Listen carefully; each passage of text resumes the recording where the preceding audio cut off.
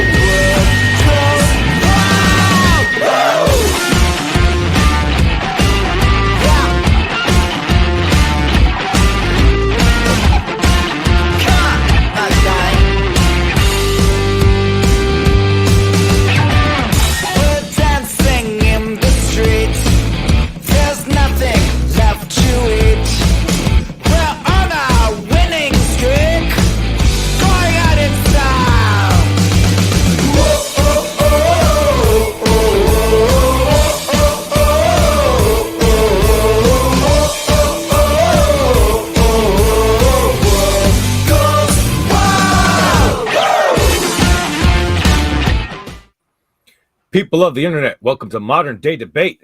Tonight we're debating, is the Great Reset real? And we are starting right now. So I am Kaz, host of the Atheist Edge, and I'm going to be guest subbing for James tonight. We have T-Jump versus James Hake. Each person is going to have 10 minutes for their opening statement, 15 minutes for the open discussion, and then we're going to do 25 minutes of Q&A. And going first is James Hake. So Hake, at your first word, I will start the timer. The floor is all yours. All right. Well, thank you very much, Kaz. Shout out to Modern Day Debate and James Coons. We wish him well. And thank you to T-Jump. Nice to see you again, man. I say that the Great Reset is indeed very real, but what exactly is it and who is behind it? And is it a conspiracy? Conspiracy means secret, and it also means illegal. And I suppose it's not necessarily that secret in many ways, and it's not necessarily that illegal in many ways, but I don't think that it's overall a good thing. We've seen the Great Reset come into the fore with, at least talk about it, with the China, what I call the China virus. Hopefully that's not hate speech. I disavow all hate speech. The COVID-19, as the Globo Homo people call it, and they being the people of power, of worldly power, licked their chops and fed into fear once they realized that this thing has some seriousness to it, this pandemic, as they call it. And they used fear and exploitation of a crisis. Never let a crisis go to waste, people have said. One of Obama's right-hand man has said that in the past. And he's of the same ilk as these people are, to shut down economies, shut down businesses, put fear in women and female-minded people and people who are at health risk, honestly, and make an excuse to take control. And so we've seen that at the local level, as well as the state and national and international level. And we've seen efforts over the years, decades, maybe even century, more than a century, really, maybe even more than that, with the communists, to exert control and centralize power in order to bring about some ideology or other. I think that it's innate in human nature to want to control, and especially the what I call the female-minded type of thing. That's like a control freakish thing, and that's what we see. We see these liberal false values being pushed by all the commie capitalist corporations that are involved with the World Economic Forum, and they all support Black Lives Matter, anti-racism. We have to celebrate the LGBT stuff, and we have to push this World Health thing. And so we have this World Health Organization, which is part of the UN, which was part of let's bring peace. They hide behind nice things like, economic security, friendliness between the nations. But really, it's not for what's right, I don't think. And some of the people who are for this stuff, like Klaus Schwab, he may be a well-meaning person, right? He seems like a well-meaning guy, but good intentions are not good. It's always best, I say, to want local control, because then you have local authorities whom you can confront, and you can't face somebody who's at the state or the national, much less the international level. So I don't think that this Great Reset thing of centralizing power and making things efficient is really a good thing, but it's definitely a real thing, what they're trying to do.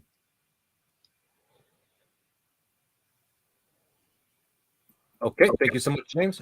And we'll go ahead and kick it over to T-Jump for his opening statement. T-Jump, at your first word, the floor is all yours. There were so many trigger words in that statement. I don't know if anybody could have survived the triggering. But I didn't hear anything about what exactly the Great Reset is in Hake's worldview or what they're doing. I mean, I know that there was a paper published by the World Economic Forum saying there's a bunch of problems, and they titled it the Great Reset. But so what exactly is the conspiracy? I'll just end it there. All right. Thank you so much, T-Jump, for your opening statement. And we're going to kick it into the open discussion in just 1 second. But before we do that, I just want to let you guys know, especially if it's your first time joining us here at Modern Day Debate, that we are a neutral platform hosting debates on science, religion, and politics. And we want you to feel welcome no matter what walk of life you're from. And if you have a question or a comment for one of tonight's debaters, fire into the old live chat and be sure to tag me at Modern Day Debate. Super chats will go to the top of the list, and all we ask is that you keep it civil, attack the argument and not the person, as insults will not be read. Our guests are linked in the description below, whether you're listening on YouTube or via the podcast. So if you like what you're hearing, please click those links below. Also, we will be having an after show on my channel, so that is also linked in the description below as well. Hit the subscribe button because we have plenty more live debates coming your way that you don't want to miss, including... Get this up there. Daniel Hakikachu versus Mike Jones, and Alex Stein versus Hunter Avalon. Those are both coming forthwith. So please like and subscribe. And with that, we will kick it into the open discussion. Gentlemen, at your first word, the floor is all yours. You're muted. I would say that the Great Reset, which although I don't know much about what it is about centralizing control, which I did mention, in the name of, or in the guise of, listening to experts on the basis of health or the climate scare or human rights, fake things like that. And it's about it's about just kind of a centralizing power and directing how things should be with regard to like daily life and businesses and stuff like that. So it's the Republican Party. That's the Great Reset. Partly, yeah. There's a lot of the Republicans nowadays who are not for local control. That is for sure. They would be included in that. It's like for me, it's not a conspiracy, it's a culture. You know how everybody's all of a sudden all pro so-called same-sex marriage and all that stuff. Similar with the kissing up to women and stuff like that.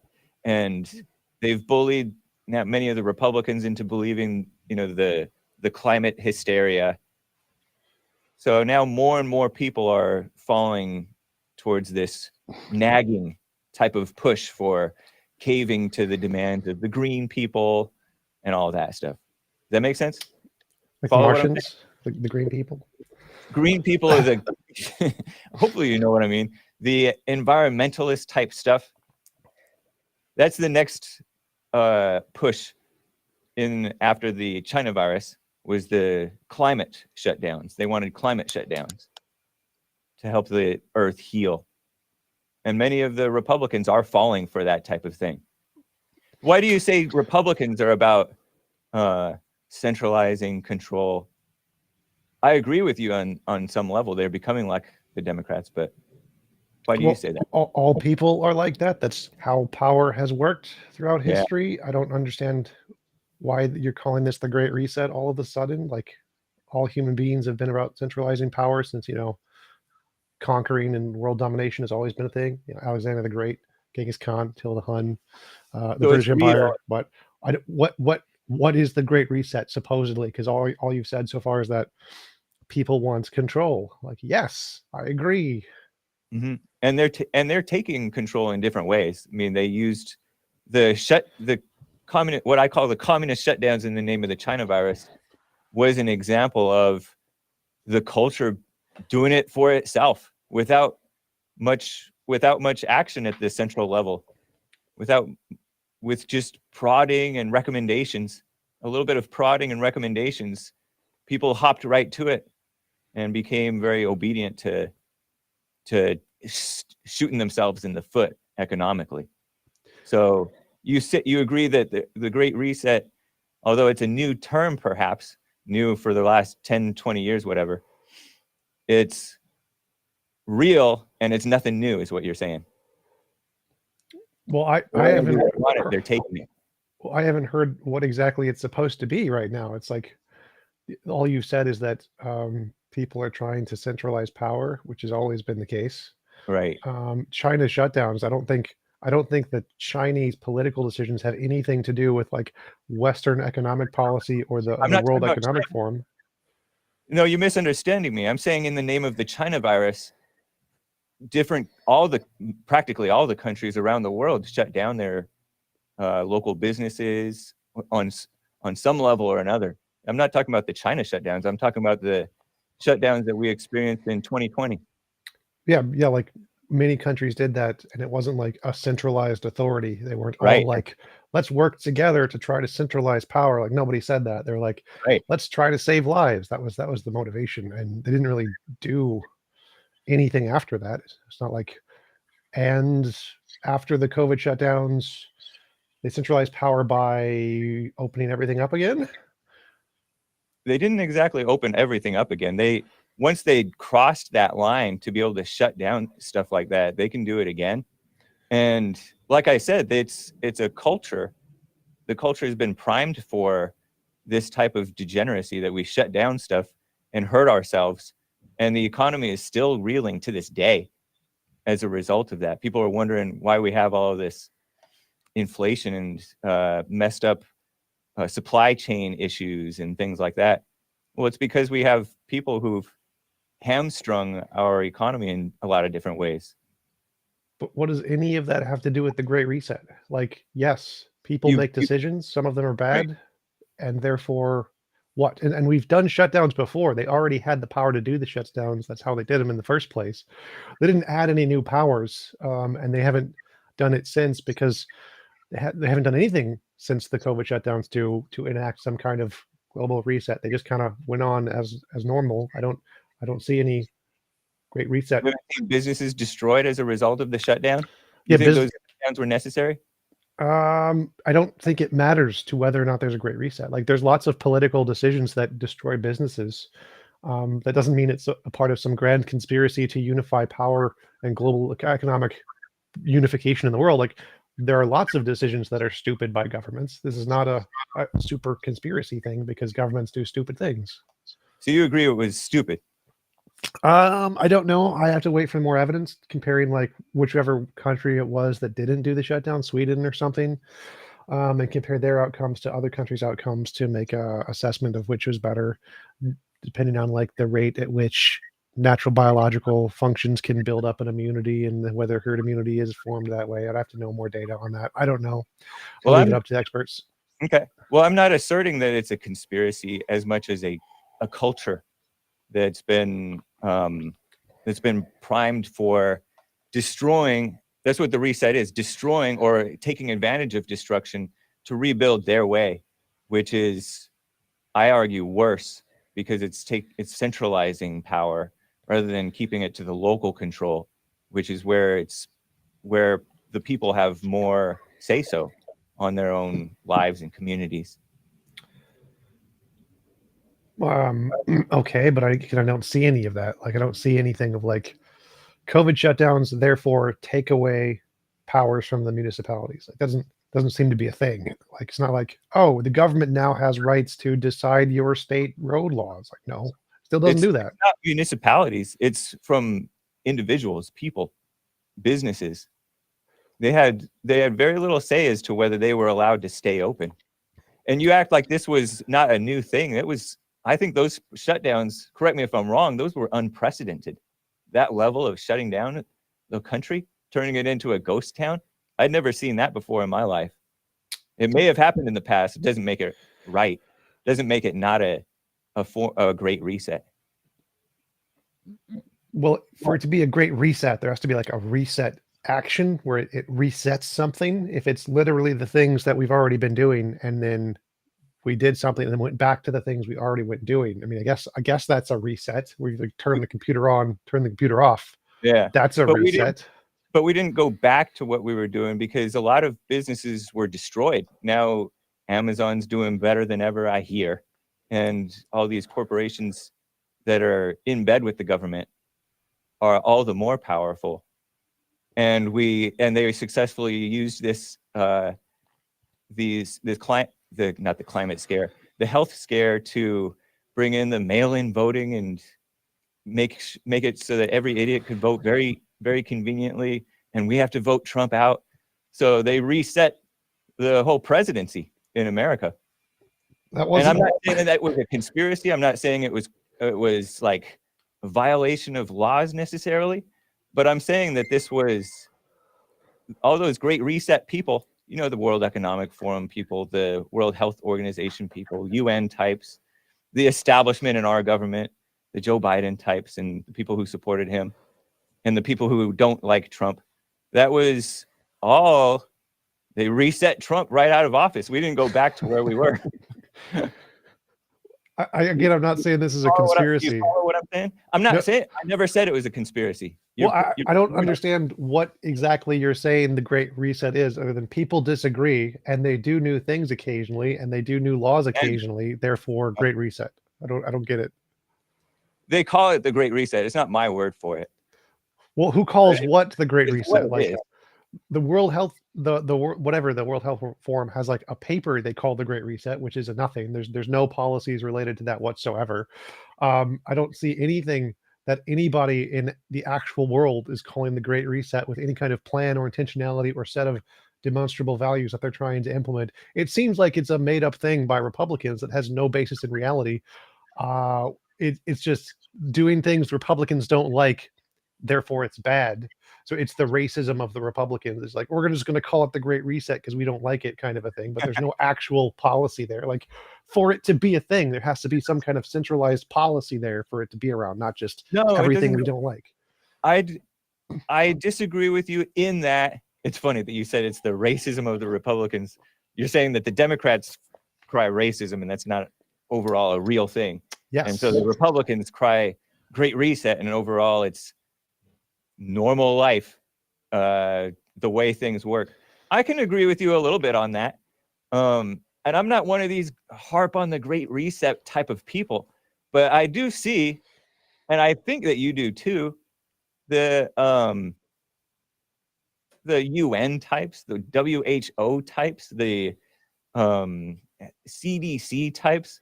They love to be feeling like self-important and pushing their control freakness on to the people, and you see it bear out in the local populations too. women screaming at people who are unmasked, and males doing it too. And so it's like a mindset that is infected, and it's probably infected ever since the beginning of time, really. So, but the Great Reset is the latest episode of what you see throughout history. You're right about the centralizing power and people doing what I argued counterproductive thing. So why call it the Great Reset? Why not just call it human nature? I'm with you, but it is. I'm not so quick to poo-poo the people who call it the Great Reset, because they are right. I mean, look at Klaus Schwab was bragging that he has people. Isn't Trudeau part of that? Wasn't he part of the World Economic Forum? I don't know. They have people involved in all that stuff. Involved in what? Involved in different governments around the world. Sorry, I'm talking like you guys know what I'm talking about. You know the thing. Like I'm going to Joe Biden. What thing? That they agree on certain things? They're in a club of people who agree. Like, so are the Republicans. The Republicans agree with Saudi Arabia on many things. That doesn't mean they're in like some kind of global cabal of Republicans and Saudi Arabians that have this like super great reset plan to do Republican things. They just agree. Like, yes, Trudeau agrees with the World Health Forum, and they agree with some of the climate activists because there are facts, and they agree with those facts, and they think that we should do something about those facts. Doesn't mean they're a part of some global cabal. Like, what? Cabal. Well, they're not part of the good guys, I'll tell you that much. I don't know exactly what cabal means.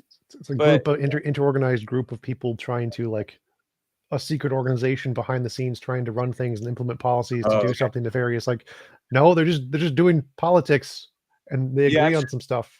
Well, we all know that there's some secret things that may go on, and we don't know what it is. But you're right. They are doing a lot of this stuff openly, and they use intellectual arguments to fool the intellectuals and the emotional people, which is the same thing.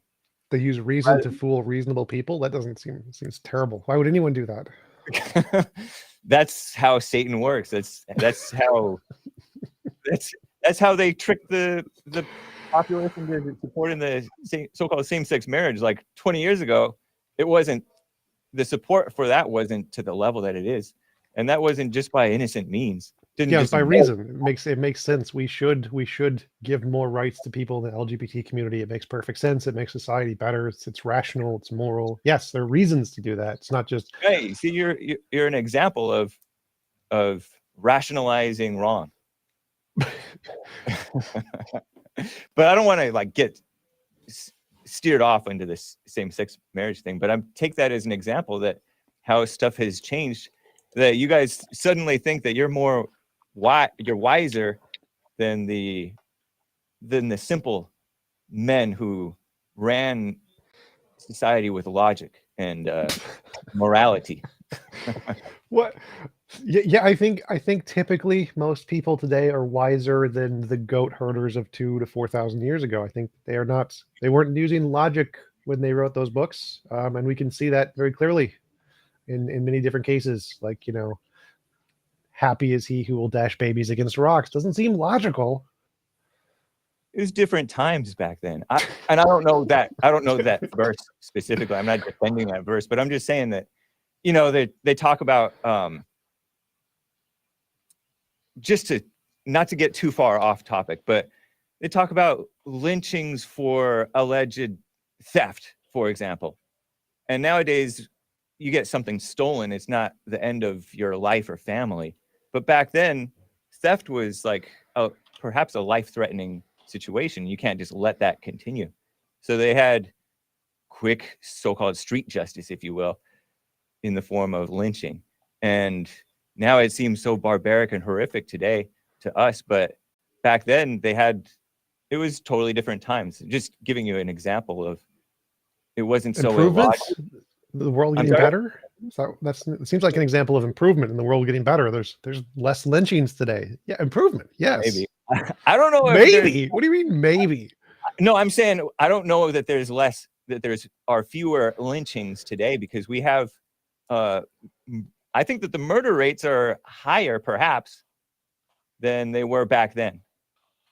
And you can argue with that, but murders or street justice, if you will, with the drugs and all that stuff, I don't think that that's any less than the lynchings So that we went have on. we have data on the lynchings back to like 1882. You can just check the faculty pages for, I forget which university this is. The current number of lynchings since 1965 has been about 0 is the average.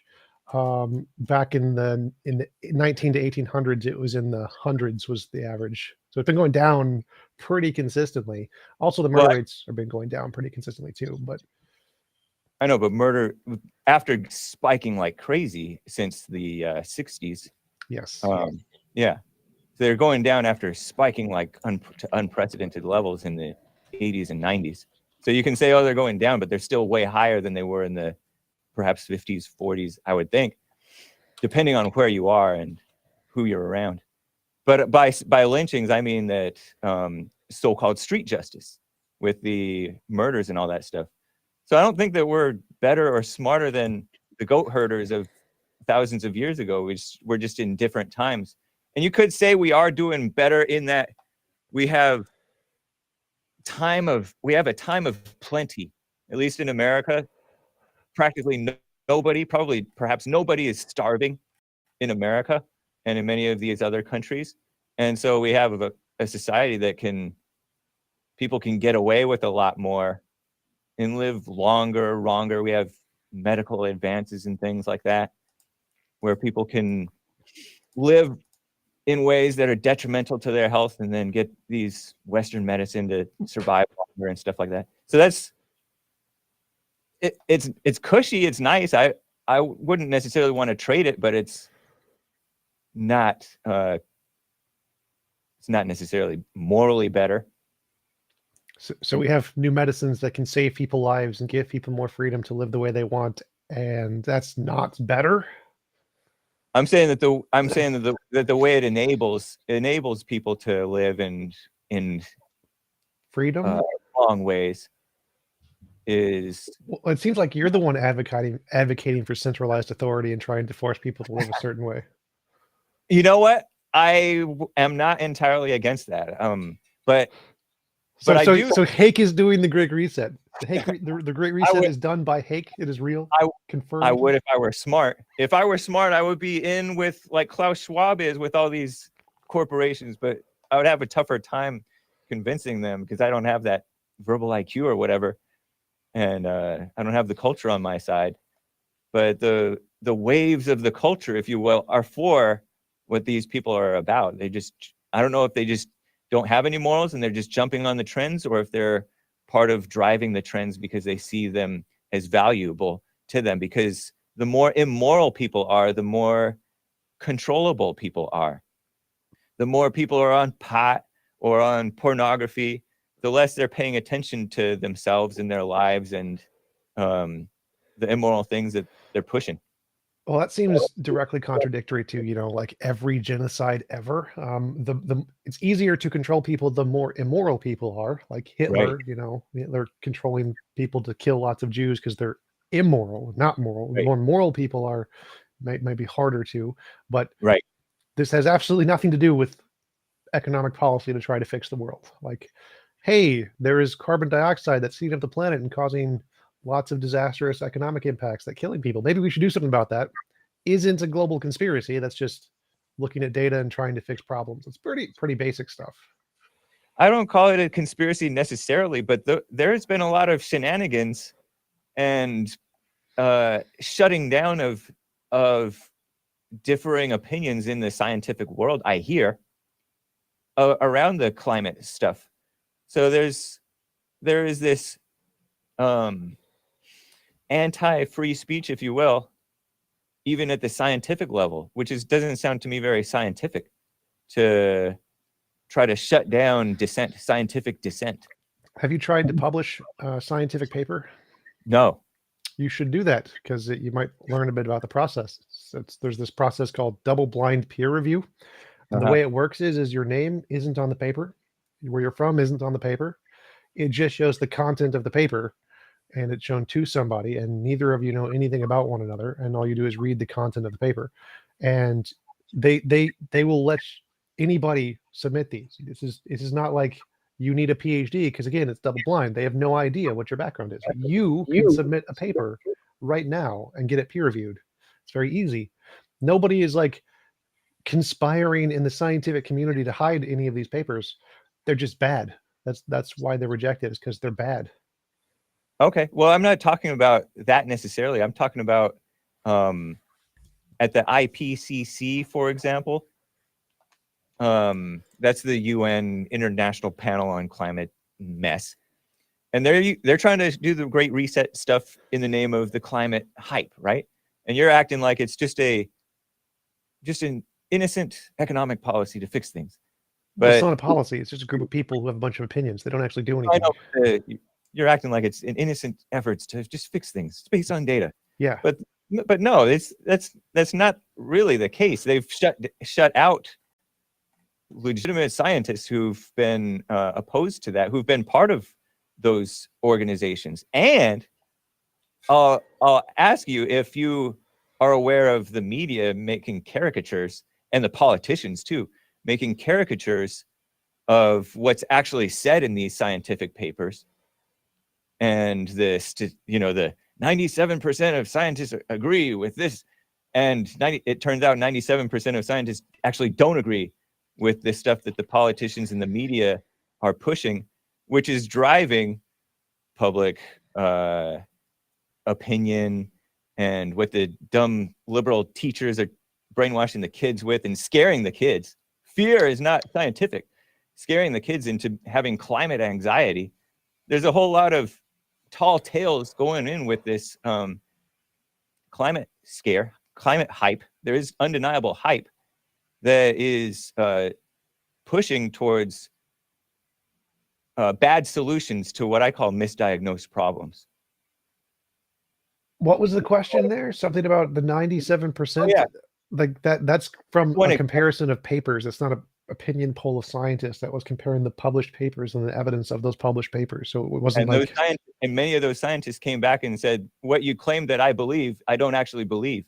It was what I heard based on the story. Yeah, that was the ones that was supporting that was climate change was a fake. Those were the ones, because there was 3% of papers. There was, I think, 10,000 papers that were studied in this, and the ones that gave some evidence for the rejection of climate change was actually published by scientists who affirm climate change. And so showing that the paper was not conclusive or indicating that there was no climate change. So the 3% was actually the people who you're talking about who didn't actually agree with the anti-climate change. So like the papers were correct. There is climate change. It is a scientific fact. Well, whatever, but you didn't address what I said. Like the 97% of scientists who agreed did not actually agree with what the media was saying that they were agreeing with. And the person who made that, who compiled that list of papers, he was being either dishonest or jumping to false conclusions. And it's been repeated over and over falsely. So that's why the first thing I said was the 97% isn't of scientists, it's of papers, published academic papers. Yeah, whatever. Yeah. Which is in science, if you're a scientist, that matters more than the opinions of the scientists. We want to know, what does the evidence, which is the published papers, indicate? And the evidence, 97% of it indicates climate change is real. So whatever the person, so the person who was writing this did a very good job of representing the scientific body of data. And so, yes, 97% of the scientific body of data indicates climate change is real. And then the media misquoted that and said it was like a poll of scientists, which it wasn't. It was more rigorous than that. It was a poll of papers. But the media makes lots of stupid mistakes. I mean, have you seen Tucker Carlson? Just an innocent mistake? Yes. Like when an average person reads 97% of papers represent this particular scientific conclusions, they don't understand the scientific process. Like you said, you haven't tried to publish a scientific paper. You don't understand the scientific process. So if the media is reading this, they're going to think it's like, oh, 97% of scientists. It's completely an honest mistake because they just don't understand how science works. They're idiots. Right. And these idiots are influencing public opinion. And so too are the politicians, who are not innocent either. I say that neither are the media. They have fear and they push fear, and they have anger and they push anger. And same too with the blind brainwashed teachers who are traumatizing the children with this fear. They're going way past what the science actually says. Okay, so in order to push, we need the Green New Deal or whatever the flavor of the day fake solution to this imaginary problem is. So the paper actually showed that 97% of the science indicates climate change is real, and you're complaining that they said 97% of the scientists, which is less compelling than the science. They said that the scientists think it's 97%, and you're thinking they're misrepresenting the data. So there's a stronger thing, the scientific body of evidence, which indicates climate change is real to 97%. And the weaker thing, the opinions of the scientists, doesn't, but they said the weaker thing, and they're manipulating people. Like, that seems kind of backwards. They're using the weaker thing to manipulate people rather than the stronger thing, which is the body of the science, which indicates even more. Seems like they're doing the opposite of what you're saying. They're presenting a bunch of people's opinions as if it's evidence, and not presenting the evidence, which actually indicates the thing they're saying. Right, but the evidence doesn't say you're making a claim, and I'm not convinced that the claim that you're making is saying that it's man-made and it's catastrophic and all that stuff. Saying climate change is real is kind of a meaningless statement to me. That's why I kept on saying whatever that means. Okay, and let me clarify. Anthropocentric climate change is real. Man-made climate change is real. That's what all the evidence indicates. Okay. Now, my broader point was to point out that 97% mess, scientific consensus is the thing that they say. Yeah. And I guess you've dismantled that little detail. I mean, that little example. But we see children having what they call climate anxiety. And you've seen politicians and media people regularly cite these storms and tornadoes and hurricanes and all these things as evidence of climate change. And it's because of climate change that we're having this. And they're putting SJW stuff in this, climate justice and all that mess. So you may be able to like explain away a paper, which to my simple mind, you haven't really explained it like clearly, but I don't want to get bogged down on it. But it's undeniable that the media and the politicians and the academia type people, especially the brainwashing of the younger kids, are out of control and if not dishonest, stupid and mistaken. Well, I mean, I don't.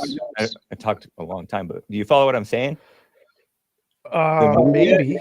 The media and the government and the academia world, even if this scientists are saying one thing, they're overhyping it and pushing fear and pushing what I say are false solutions. Well, scientists are really boring people. They just present the data. I don't know if kids were experiencing anxiety from this. I wouldn't see it as any different from Republicans experiencing trans anxiety or anxiety from gay nightclubs, and then thinking that hurricanes are a result of God's wrath because we're being evil. Yeah, there's a bunch of very silly people with silly beliefs and think that those impact society. That's just how ideologies work. In order to push power. Well, I don't think that's the case. I don't think you're mongering for power. Come on, you know that. I don't think that you would disagree with me on that. Well, they're trying to promote their ideology, which is vying for power. It's not working. Most scientists, most academics aren't compelled by propaganda. Propaganda is meant to fool people on Twitter. Yeah. But anyway, but I wasn't talking about the scientists. I'm talking about the policy, the Green New Deal type stuff. They're trying to shut down gas-powered cars here in California by 2035. There's all kinds of policy stuff that's going on. But that's based on the science. None of the media matters. Based on fear-mongering. The politicians don't know or care about the science. They're just exploiting convenience for power. Well, no, like the Green New Deal was specifically written with scientists to try to fight the scientific problem of climate change. It's not about like people's opinions. It's literally just about the science. And this is what the Great Reset is about, is about pushing the so-called experts as though they're going to make good decisions for the rest of the people. That's what the Great Reset is about. Typically, if they're experts, that means they know more about something. And so if you're trying to say, well, there's a global economic or global climate crisis, the ones who would probably know how to solve it would be the experts. That seems to make sense. And so that's a yes. Rule by experts, or rule in the name of experts. Well, I would prefer that as opposed to like asking the Bible or asking a Ouija board. Maybe we should ask the science, because science works. It's the only one that works. Yeah. So you're saying that the Great Reset, as I describe it, rule by experts, is real and desirable, or is what you would want. If what you're saying is should we make decisions based off of the best data we have that is testable and repeatable and verifiable and can be shown to be correct in reality, yes, I do think we should do that. I don't think we should use the Bible or Ouija boards or people's intuitions or Twitter polls. I think we should do science. And yet you acknowledge that it may well have been overboard, stupid, people having not fear. The science. No, I'm talking about, no, I'm not talking about the science. I'm talking about the measures taken in the name of the science. May well have been stupid. Shutting down. Sure, there's lots of overbearing policies, yes. In the name of experts. Well, those weren't done in the name of experts. Like, I know, but they say in the name of the science. Yeah, so like the science says that in order to stop the spread of a virus, we limit exposure. That's very rational. It's a very rational thing to do. Did it work? Well, in America, most people didn't. A very large portion of the population didn't isolate. If they did, then yes, that would have ended the virus. Like if all human beings isolated for 2 weeks, the virus would be dead. It would be gone permanently from the history of the world. It would be gone. But we didn't do it. So the scientists were like, hey, here's how we can literally eliminate the virus in 2 weeks if everybody just isolates. People didn't do that. So the scientists were correct. The scientists were like, hey, we can solve this problem. We can get this over with. Everybody can go back to normal and it will cost less and save more lives. And they were 100% correct. If everybody in the world spent 2 weeks and didn't and isolated, it would have been better for everybody. People were stupid and they didn't do it. So you agree with Trump's 15 days to slow the spread? No. And the science says that if we isolated completely, it would end COVID. COVID would die. The entire disease would die. Trump's 15 days. 15 days. It sounds like 2 weeks. Well, that's the science is saying that. It's not to slow the spread. If we literally all human beings isolated, it would die. Well, Trump is a practical man. He knows that all people are not going to stop life. They can't function like that. They can't afford to do that. And so reality says, no matter what the scientific idealists say, is we know that it's only going to be able to slow it, because you're never going to get all people, especially the ones the low information voters whom they love, to comply, nor the people who think for themselves and stuff like that. You're not going to get 100% compliance. So you agree with Trump's 15 days then? I don't have any idea what you're asking exactly right there. So my claim was that the scientists said, here's how we end the virus. And the scientists are correct. Their understanding of how the virus works, understanding of how to stop it is correct. They said, here's how do we stop it. This is the best way to save the most lives. They didn't say it was practical. That's on the political side. Right. And so whether or not we can practically implement these policies and get them to work, that's more like what we would expect politicians to try to understand more about, not the scientists. The scientists are correct. They were right. This is the facts of how the data of how the virus works, of how we can stop it, of what the way to save the most lives and to save the economy. The scientists were right about all of that. The problem is politicians, whether or not they can implement it, and people, whether or not they listen. But none of that has to do with the science. The science was right about all of it. Right, but the name, in the name of science, is a misnomer, because they're they don't really care about the science. They were overprotective, mama spirit type of control freak. Where 15 days to slow the spread is what Trump adhered to at the beginning, March 2020, when this thing became declared a state of emergency or a pandemic or whatever the UN called it. And that turned into shutting down and killing businesses and arresting people for paddleboarding off the beach here in Santa Monica or wherever, and doing all kinds of silly control freak measures. Yes, there are lots of stupid policies in addition to that, but I don't. So it's not like a great reset. There's always stupid policies. Republicans put in stupid policies all the time. And so the Republicans do it, and so it's not a great reset. Everyone does it. They've always done it. There's no reset. It's just human nature. So you're not denying the reset. You're just saying that it's the reset is an example of what we all see all around us all the time. Yeah, if I'm saying that Another example. human nature is the same it's always been, and calling it the Great Reset to make it sound all spooky and scary and ooh, we should be afraid is kind of silly. Yeah, I mean, I don't even think that the Great Reset necessarily sounds spooky and silly. What's spookier to me is when you have all these organizations, the Biden campaign and whoever else, saying, build back better. You will own nothing and you will be happy. And we need to just get rid of these gas-powered cars. And we need to, all these different silly things, and put on a mask and get the vaccine. The vaccine's going to stop this and that. It's all a power grab. No, like what part of that is a power? What part of Biden's promotional slogan is a power grab? Like, what was Trump's? What was Trump's again? I forget what it was. The Make America Great Again. Like, is that a power grab because he made a slogan? Or at least Make America Great Again is inspiring. The Build Back Better is saying we're gonna let this thing be destroyed and build it back in our image, which is Satan's image. This is the ultimate ploy of the Great Reset. We're gonna make silly slogans. The silly slogan reset. That should be the new title. I don't see where you actually disagree with me about anything other than whether some of these things are real or fake or good or bad to do. Yeah, like you agree with rule by experts. Yes. You agree with the climate anthropocentric climate change. Crisis. Yes. You would call it a crisis. I don't want to call it a hype in your thing. I don't know. I don't know about crisis, but yes, it is a thing that's real. Catastrophic.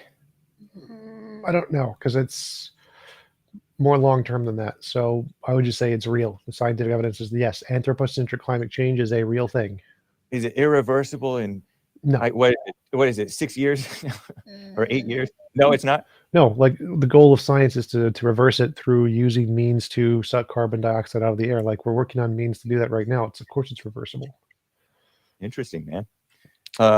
Like one of the means is we're trying to use synthetic algae, which algae is very good at pulling carbon dioxide out of the air. And if we can generate enough efficient means of algae like that, we can potentially reverse it. So it's definitely reversible. It's literally just physics. Everything in physics is reversible. A lot of these green people, the Green New Deal types, if you will, are not for like nuclear energy. Yeah, they're dumb. Right. So nuclear energy is great. We should always do nuclear energy. It just needs to be managed by capable people who can prevent or who can maintain stuff properly so we don't have a meltdown or whatever. Yeah, like the vast majority of nuclear power plants. You're reasonable. You're one expert that I would let have limited say, except for same-sex marriage and stuff like that. Let me see if there's anything else.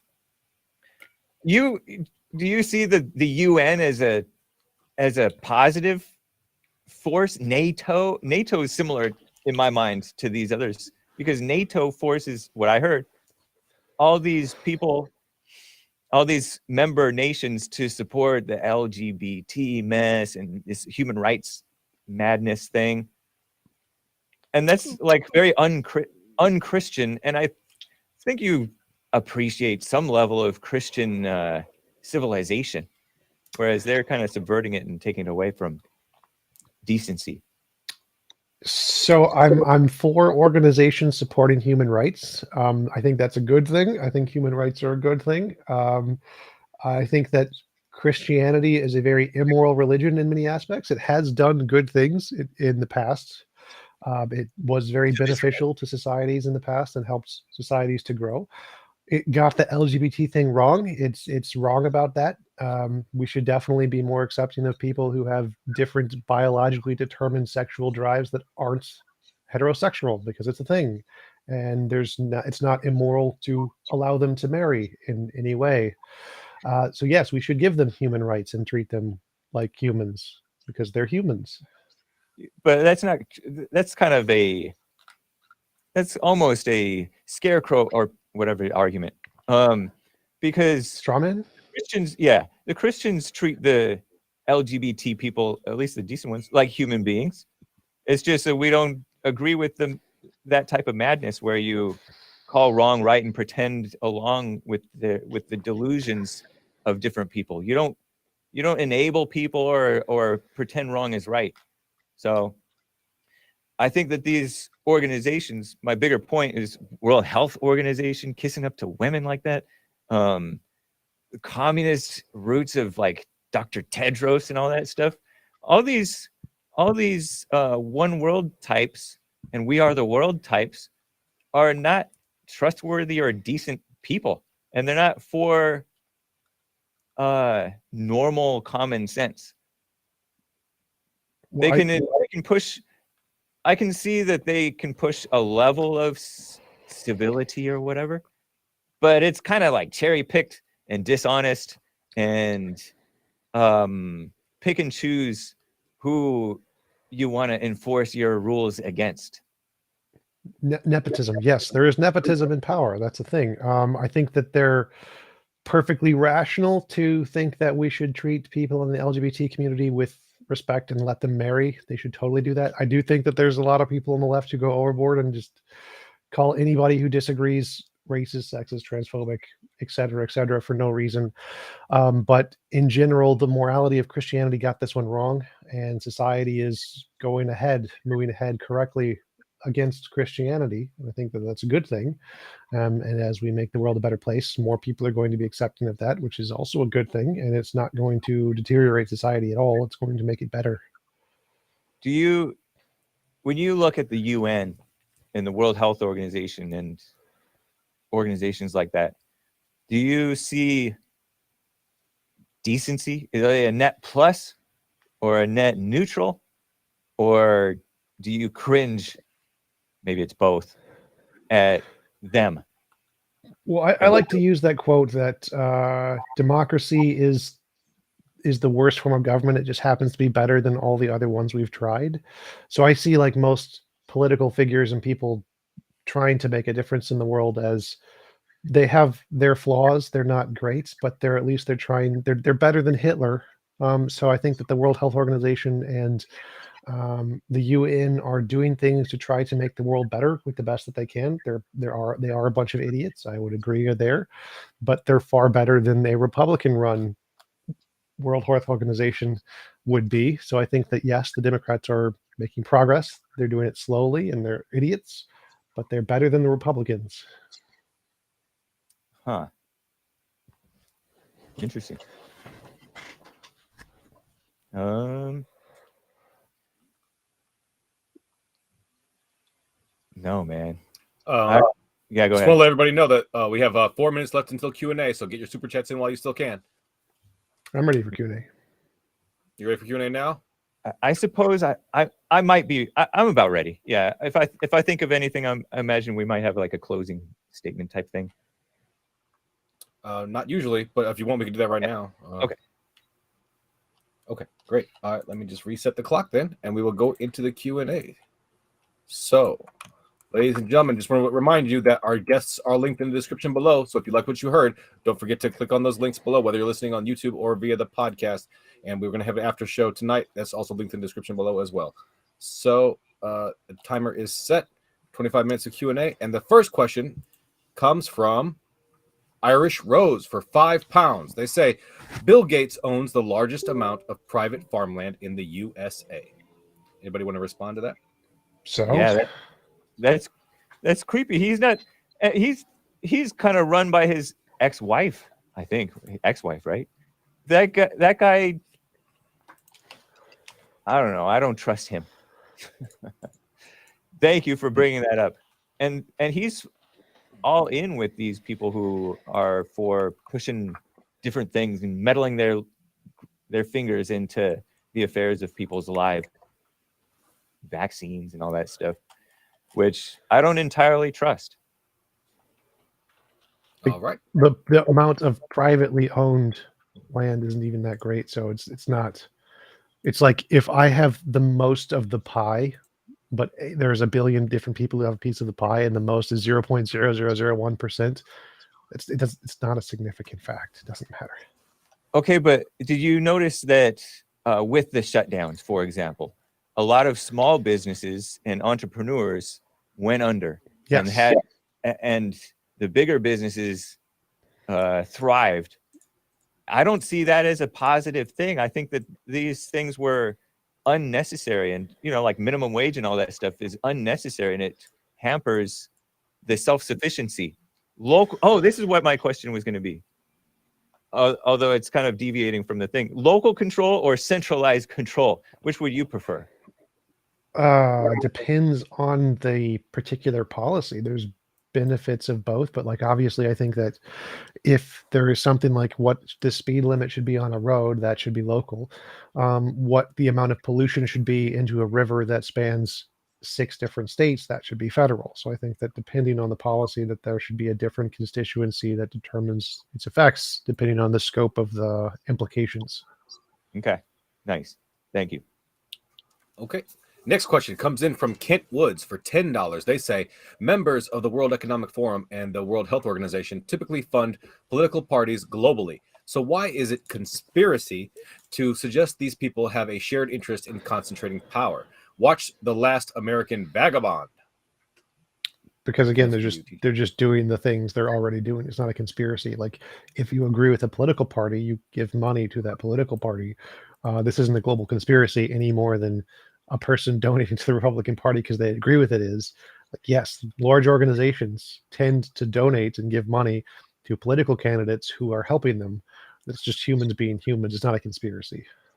Yeah, I don't necessarily think it's a conspiracy, although I know that there's a lot of shenanigans done behind closed doors, a lot. But I'm not one to like assert something that I don't know actually, at least not knowingly. But I would say that it doesn't make them, they are indecent people, and they're doing it in front of our faces, and enough useful idiots are on board with what they're about. It's a shame. Okay. And the next super chat comes in from In the Pocket for $2 Canadian. They say all due respect to you, Hake, but they would like another debater to take up this. I understand. And then from, sorry, go ahead. No, I didn't have any follow-up. Okay. From Gavin Lockhart for $5. They say, does Tom Jump have any opinions that don't serve the establishment? Yes, I have lots of. I'm a centrist, so everybody hates me because I think that Democrats are idiots and Republicans are idiots, and that neither one should be in control. So yeah, I have lots of opinions that don't serve the establishment. Got it. And then from Udahef Hedewach, I'm not sure how to pronounce that. Sorry. For $5, they say, Hake, what is more immoral? 2 homosexual people getting married, or 2 homosexual people living in a secret life with each other while criticizing other homosexuals on the radio? I don't know. It's not for me to say what's more immoral or less immoral. Sounds like he's listening to gossip, which is also immoral. Got it. And then from Mr. Monster for $5, they say climate change is a very real. Global warming is very real. Global warming has happened before. It caused extinctions such as the Great Dying. Fact. Yeah, this one's anthropocentric. global warming, so it's caused by humans this time. But yes, it has happened many times in the past, and it has been bad in the past. So we have reason to be concerned that we should probably try to not make it as bad as the ones in the past. I assume you've heard about the solar flare stuff. Solar flares from the sun. Yeah. What about them? Do they have more impact or less impact on than the anthropocentric? Well, if a solar flare directly hit the planet, it would fry everything. So they would have more if they directly hit the planet. But like what's been going on with the sun, has that been influencing? Yeah, the sun's temperature has been increasing, which does increase the temperature on Earth. Yes. Okay, interesting. Okay. And then from Anomic from 199, they say, welcome back, Hake, we missed you. Thank you, man. I've been out for several months. I had like 3 surgeries, and so it's nice to be back. Nice to see the chat as well as the host and my opponent. Very cool. Glad to hear that you're doing better. Thank you. 199 from Anomic again, they say, at best, science can give us numbers, not what to do. In your face, T-Jump. So, like, if I can give you numbers and say that, you should probably gamble on the one that's the most likely, that would be giving you numbers and what to do. So numbers are very good at telling you what to do.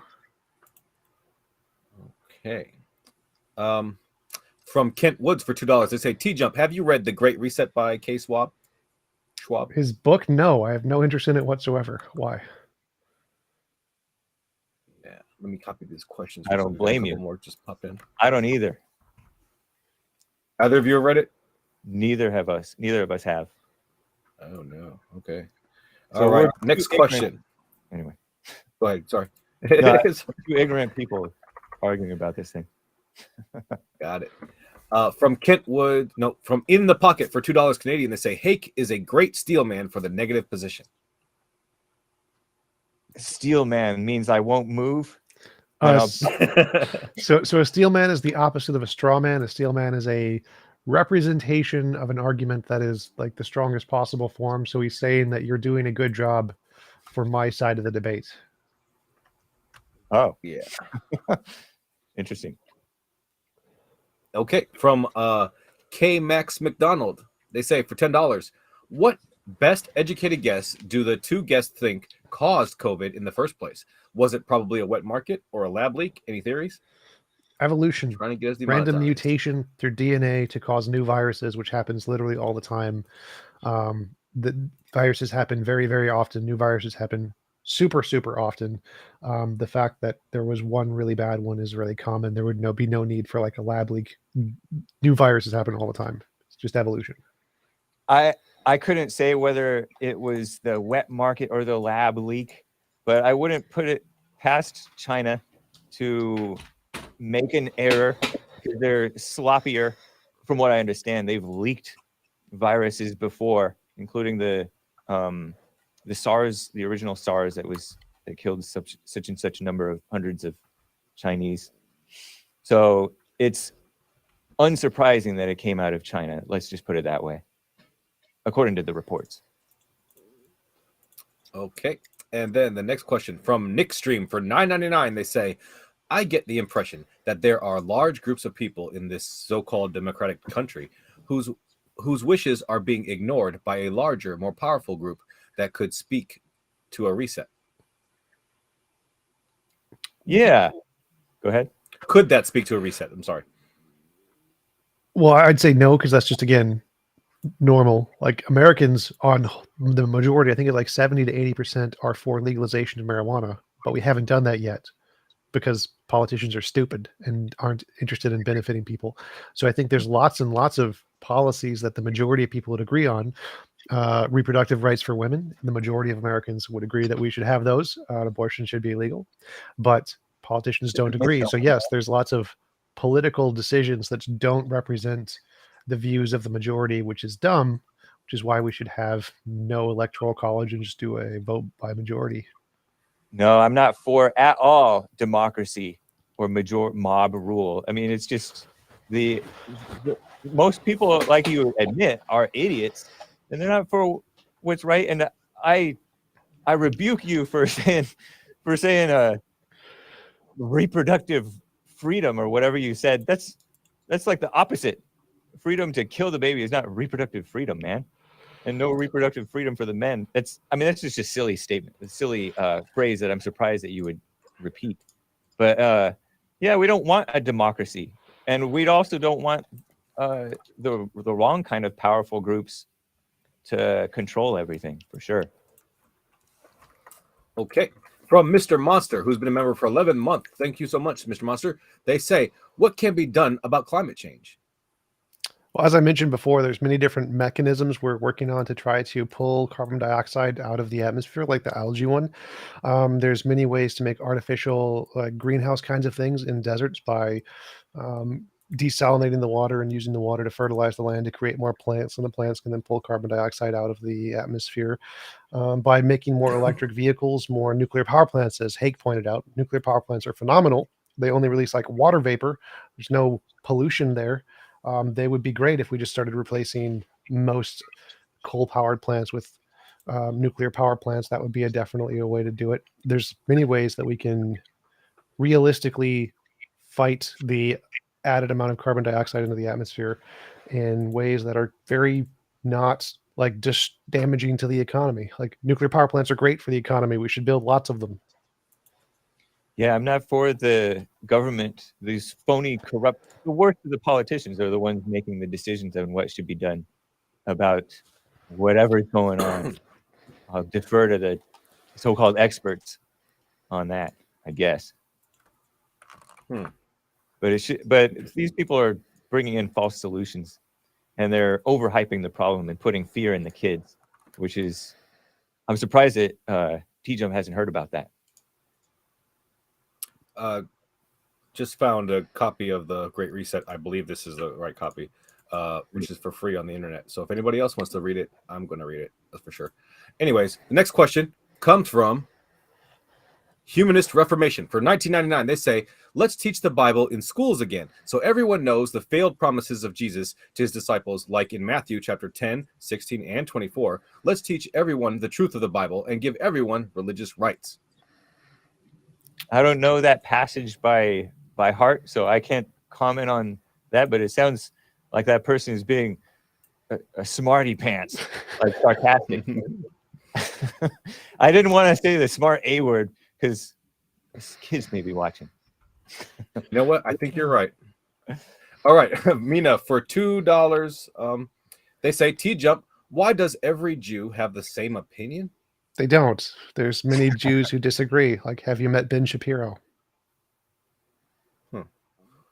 All right. And that concludes our list of super chats at the moment. So if you do have a question for Once Nice Debaters and you want to make sure that it gets read, now's a great time to send it.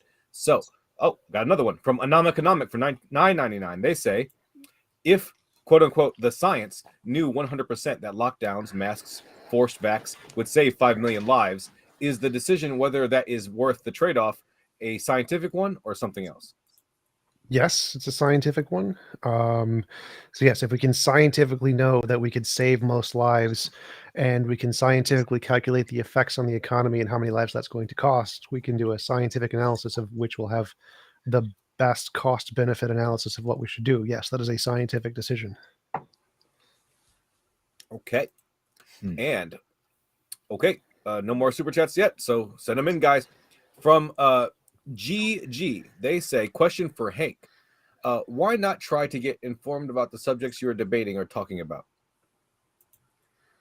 You know what? I feel that I'm not the most informed on this topic, but I stand by what I said. I don't think that he disproved one statement that I said, really. He just, and Gotcha. in fact, he agrees with most of what I said. He just disagrees that it's a bad thing.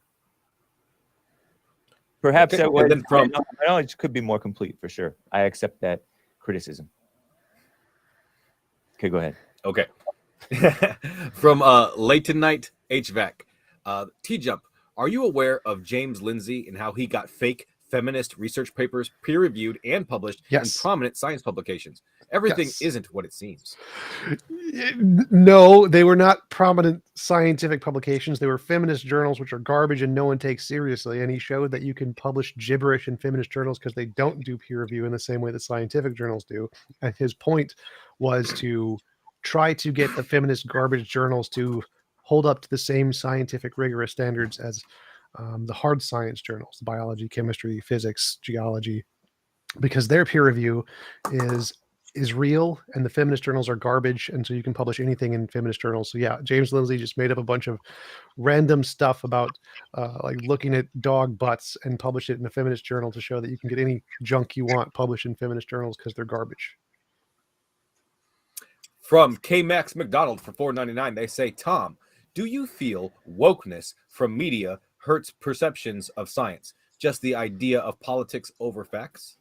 Yes, both extremism on the left and extremism on the right both damage the perceptions of science because they try to force their political interpretations onto the data, which is always counterproductive to understanding reality for the exact same reasons that for hoisting a religious perspective onto the data is counterproductive to understanding reality. But I say that even the so-called centrists, because you consider yourself a centrist, and yet you're for the LGBT madness, including the T stuff, transgender, like, I don't know how young you'd go, but we had a debate about that, and you were arguing that that stuff is good because it's shown that it makes their brain's sense of well-being improve to go along with their delusions. So you're not so centrist that you think you are. You're just as swayed by the, I don't know if it's the broader culture or the broader scientific consensus as the so-called extremists. You're pretty extreme, and the mainstream is quite extreme, I say. Well, so like if allowing a consenting adult to get a surgery to change the way they physically look can help improve their well-being and quality of life, it's pretty centrist to be like, yeah, we should do that. But the reality is that that's a silly notion that can improve their true well-being. Well, it improves their well-being in all of the measurable scientific ways based on that we can show in reality based off of things that are like real. Okay. Speaking of real. All right. Okay. And we got another super chat from Anomic for $1.99. Thank you so much. They say, if science can answer that question, why do we vote? Oh, well, so science, like the question is if we can use science to give a definitive answer on what the best solution is, then yeah, we wouldn't need to vote. We just say, okay, science gives the best answer to everything. It doesn't though. There's a lot of gray areas on like economic policy. Science doesn't solve economic policy and what will affect or encourage people to spend money more wisely and not be in debts and to get an education. Like, we don't know how to motivate people. That's not a scientific question. That's an economic and socioeconomic question. But yes, if science could answer socioeconomic questions to know what would best benefit everybody, then yeah, we wouldn't need to vote. We just let science do it. Yeah, but as we all know, like scientists get in bed with the politicians, and a whole lot of stuff gets corrupt. And scientists are not perfect people either, nor is their work. So it's a silly notion to think that leading by the experts is going to be this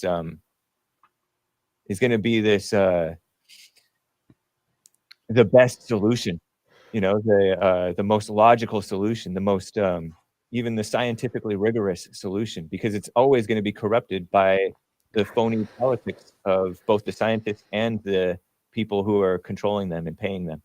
Well, that's why I mentioned that double-blind peer review thing. The scientists' work is tested and repeated and verified by many different sources to make sure it works independent of all the political garbage. That's why we can trust the papers, and that's why that poll you mentioned of the 97% consensus is based on the papers, because the papers are double-blind peer reviewed and they're true independent of what any of the scientists think. That's why it's more important to go with the papers. Yeah, but the people lie about what's in the papers, and the papers aren't the ones that are defining the policy. The policy is always going to be corrupted. No matter how you don't double blind policy. You fool the people and you put fear in the people and they cave to your fake solutions. I don't know how you would double blind policy. That would be See? Exactly. interesting. Okay. From Anomiconomic, once again, they say, T-Jump, what is the replication crisis? The replication crisis is a problem in scientific papers that we look at many of the scientific papers, specifically in the social sciences, we don't have the ability to replicate them and get the same results, which shows that they're not particularly reliable, because many scientific journals prioritize positive results to negative results, and so they disincentivize repeating older papers to find out if they are correct. And so for many of the minor kinds of progress in science, they aren't repeated and falsified to the degree enough to make them rational. And so the replication crisis is the fact that many of the minor progresses are not tested in peer review and verified to be rigorous. That went Got over my it. From Tanky for £2, they say, sorry for my edgy jokes. Please take away my shadow ban. I don't know what you're talking about, but I'm not going to do that because send me $10. I'll do it. Or the information. There you go. Send in $10. Super chat YouTube. All right. The Angry Canuck says the scientists also said the vaccine upon release would stop the spread of COVID, yet it did not. T-Jump. How could they have known immediately that 15 days would end a novel virus? Because of the life cycle of the virus. So the vaccine is separate from stopping the virus. You can know that a virus would stop if there was no transmission, because your immune system will fight the virus and kill the virus in your body, and the way it survives is by moving to someone else who isn't immunized, and it can then grow in that host. If literally all humans stayed away from one another for 2 weeks, then the virus would not be able to spread to another host, which means the only remaining virus would be the ones in your body, which would then be fought by the immune system and killed. So when you're no longer sick and no longer transmissible for the virus, at about the 2-week period, which is how long it takes your body to build up an immunization and to fight and kill the virus, then it would have no ability to spread to another person, which means the remaining ones in your body would die, and then there would be literally no more anywhere on the planet. And that's how we solved polio, because you can solve diseases if you just cure them from everyone. And so if you take the life cycle of the virus and keep everyone isolated so it doesn't spread, the virus will die. So is it true that scientists did lie and say something false in making their claims about the vax? Well, no, they never said the vaccine was going to cure it, because vaccines don't do that. They literally, all they do is they build up immunization. They can't cure a virus. But like a vaccine is literally just a miniature version of the virus to get your body prepared for it. It's not like a antibacterial that's going to kill the virus. It doesn't kill the virus. A vaccine. I thought the super chat said not that it would cure, but that it would stop the spread. Stop the spread. Well, like, and that's what I heard that some scientists were saying, or some so-called health experts. Well, he had two parts of the question. One was about the virus and spreading it. So yes, if most people are immunized, then it will slow the spread of the virus. That's true. But the second part he asked was about the ending it completely, and vaccines don't do that. Okay. Got another one from Tanky. They said, should social sciences even be called science? No. Depends which ones. Some of them are okay. Some of them are very stupid. Feminism, gender studies, no. I'm with Hake on that one. I'm on the Hake train. Get rid of the gender studies. But we love women. We cherish them. Sup, Chris G. Thanks for the chat. Really appreciate it. Next question. Well, how much time we got left? 34 seconds. Last question, guys. From Palmo316. Please ask Hake to provide a coherent definition of the Great Reset. Rule in the name of experts after destroying what was perfectly fine. Not perfectly fine, but what was doing better than what they're rebuilding as. I guess that's not coherent. I did my best. Sorry. Got it. From 499 for 499 from Atomic, they say, hey, TJump admitted peer review is not rigorous and a lot of the papers are wrong. And then from Roscoe Jones for $5 Canadian, they say, who appoints the experts and what are the requirements to be appointed as the so-called experts? Yeah. And that's the end of the Q&A. All right. Well, so the first thing is I admitted that the replication crisis is that many of the peer review papers aren't able to be reproduced in the minor results. Major results, they always test them. So physics, they always test the results in Large Hadron Collider. So there's no problem there. It's on the minor papers and the minor results that don't get tested. It's not a problem with peer review. It's a problem with not having enough scientists to do the tests for all the different kinds of researches for minor issues. And secondly, what was the second thing? Something about... who appoints the experts and what are the requirements to be appointed as a so-called expert? Someone who can make progress in the academic field. So if you can make discoveries in the field, that's what makes you an expert. So you have to have a large body of knowledge of all the other progress things that happened in the field to know what's going on in the field, and then use those to infer new things about the field that we don't know yet, and then make testable predictions about what we're going to see, do experiments to confirm those testable predictions, and the entire time being consistent with all of the other knowledge in the field. Okie dokie. Well, that ends the Q&A, ladies and gentlemen.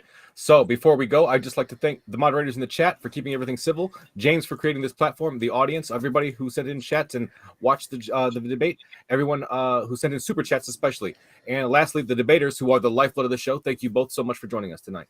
Thank you. So like it if you loved it. No, thank you.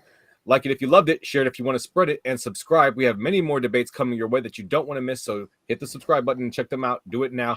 So, and don't forget, we have a after show on my channel, linked in the description below, so come on and continue the conversation there.